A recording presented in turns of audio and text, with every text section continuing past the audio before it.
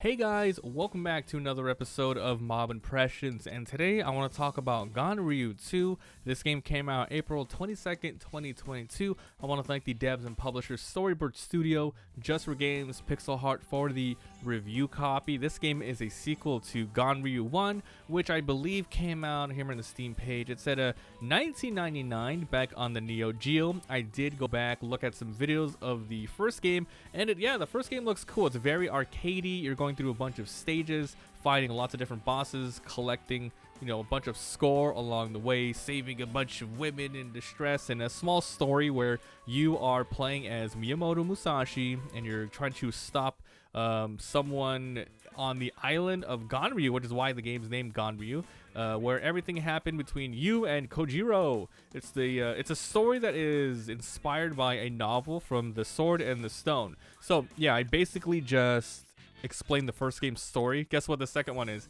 It's the exact same thing. Basically, he's still dead, the enemy of the very first game, like over 20 years ago.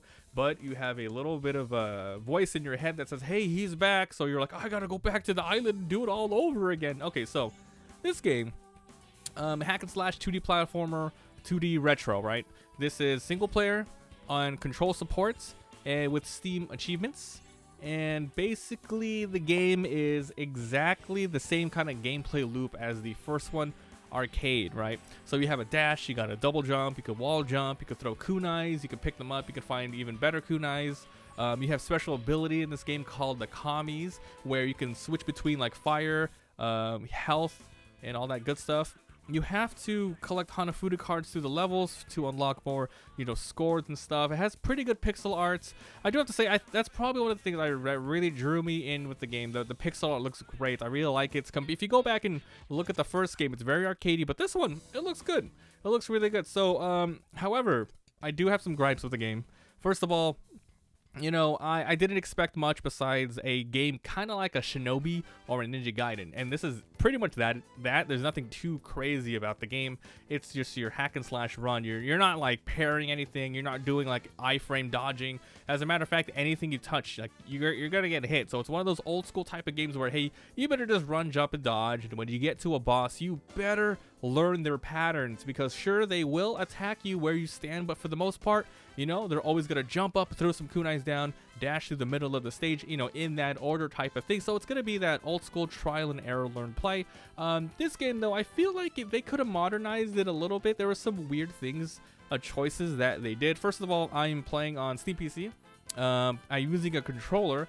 Going into the game, it's not a big thing, but I went to the settings, I went into the control menu, and it only showed hotkeys or like the general layout for keyboard and mouse, and there was none for the controller, though it was pretty easy to figure out. It's I don't know why they don't have that.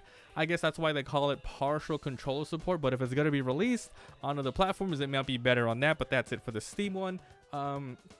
I think this game is very fast-paced. You don't have to sit there and attack every single enemy. As a matter of fact, you can rush through a lot of the stage. You can hold, you can double dash forward, and your character does a nice running attack. Like you destroy everything in your way.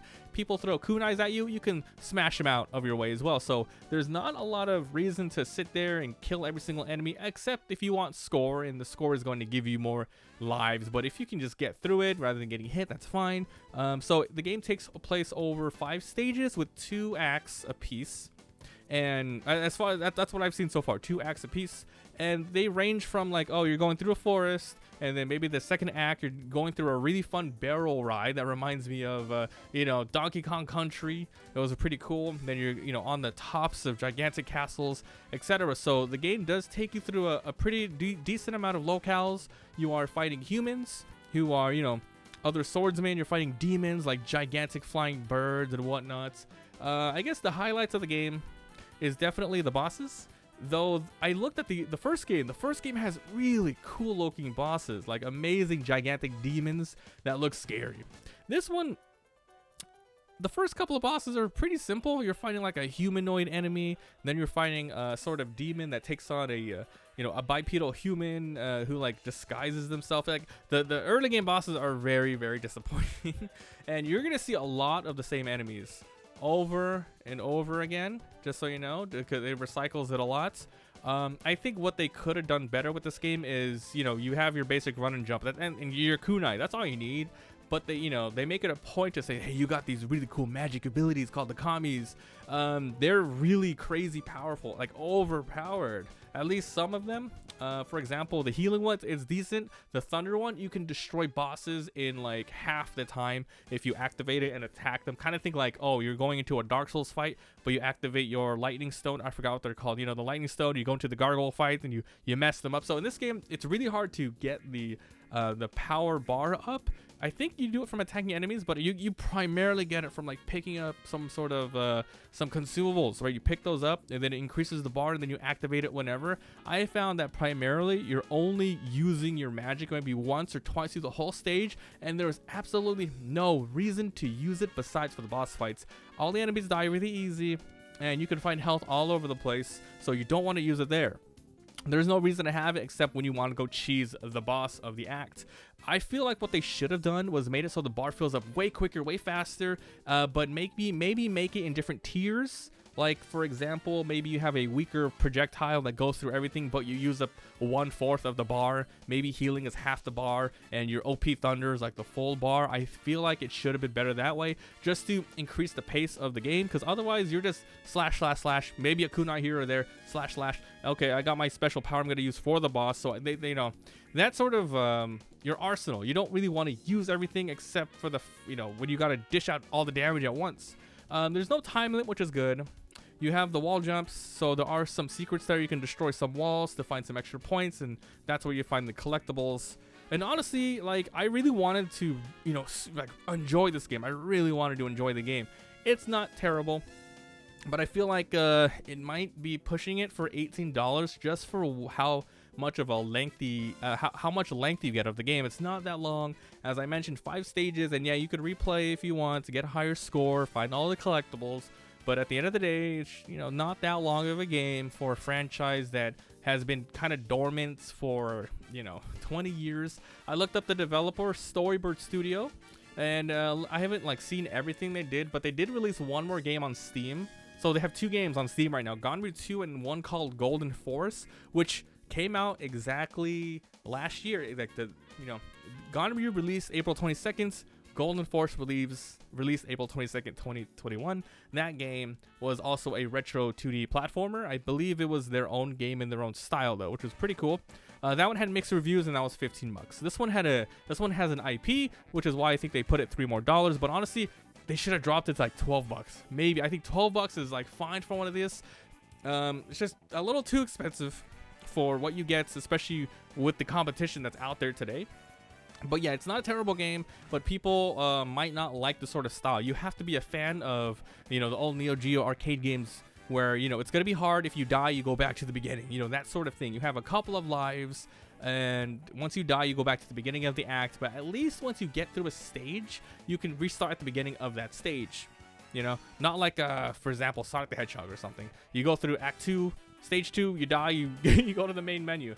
It has that sort of feeling, so you really want to play this as you would a old retro sort of gameplay loop where it's like you die, you go, you start over, learn the boss patterns, etc. But yeah, I mean, I liked it, but it's hard to recommend at full price. Definitely get it on a sale. Check out Ganryu. I'll be leaving you with a little bit of gameplay of me fighting a boss or two. If you want to see the full playthrough, I'll be posting it on my Let's Play channel. Thanks for watching. Let me know what you guys think. Have you played the first one? Are you a fan? And if you did check this one out, what is missing in your opinion? What would you have liked to see? Because I haven't played it. I've only looked at some videos, and that's just my opinion. So, hey, it's decent. Unless you're a crazy big fan, wait for a price. And even after that, you have to be a big fan of retro 2D games, which is, very hard to come by these days. So, hey, thanks for watching. I'll see you guys next time. Bye. I am only the scout of the army, much more powerful than me and you. You can't win this war. You will perish along with this world. That was pretty easy. You gotta abuse the power. It's like Dark Souls. You gotta activate your freaking your Thunderstones or whatever they're called. I don't remember. What is it? Act 3. Work Demon. Oni-Tukan. What in the world? Easy dodge. Ah! I'm dead, dude. Don't do anything, please. What in the... I'm out of kunai. Oh no, I was so close to killing him first try. Oh no. Game over. Alright, let's see what happens when you retry. Okay, so at least you